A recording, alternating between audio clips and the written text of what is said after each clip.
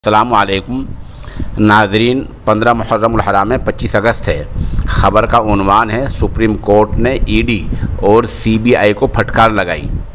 मेंबरान parliament और मेंबरान assembly के ख़िलाफ़ जराइम के मामलों में जल्द ट्रायल करने के बारे में आज सुप्रीम कोर्ट में सुनवाई हो रही है। सुप्रीम कोर्ट के फाजिल जज एन.वी. रमन ने कहा, कई मामले 15-20 बरस से लटके हुए हैं जिनमें ईडी और सीबीआई कुछ नहीं कर रही है। ख़ास तौर पर ईडी तो जायदाद जब्त कर रही है, चार्जशीट भी दाखिल नहीं कर रही है और इसकी वजह यानी देरी की वजह भी नहीं बताई जा रही है। बताया जा रहा है कि 51 MP मुलजिम हैं, इनमें 28 की जाँच चल रही है, 4 का ट्रायल चल रहा है। ये 10 साल पुराने मामले हैं। ऐसी बहुत सारे मेंबरान असम्बली में विधायक हैं, ये भी दर्जनों हैं जिनके सबके ट्रायल चल रहे हैं, किसी की फाइल चल रही है, चार्जशीट किसी में नहीं हो रहा है। ख़ास तौर पर जो लोग सरकार में हैं, इक़्तिदार में हैं, सत्ता में हैं, उनकी फाइलें सब दबी रहती हैं। सुप्रीम कोर्ट से दरख्वास्त ये है कि इन मामलों को मियाद बंद किया जाए ताकि एक फ्रेमवर्क तय किया जाए, मुद्दत तय की जाए,